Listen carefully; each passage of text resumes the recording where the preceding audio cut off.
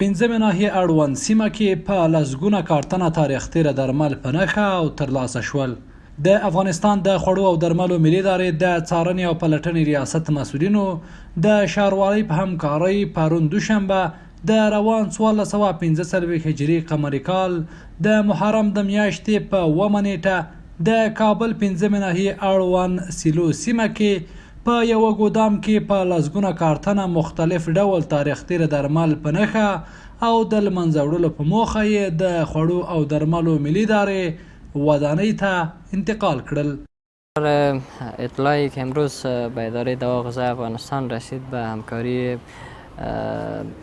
معاونیت نایب پنجم شهروالی کابل که اینجا در یک گودام تعداد زیاد اقلام دوایی را اینا و همچنان بعض محصولات صحی را اینا نگهداری میکردن.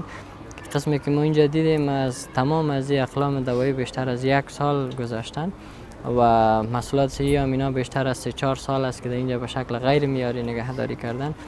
دغه تاریخ تیره درمل پر داسې مهال نیول کیږي چې تر دې وړاندې د خوړو او درملو ملي ادارې د څارنې ټیمونو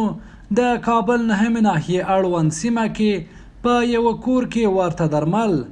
ترلاسه کړي وو.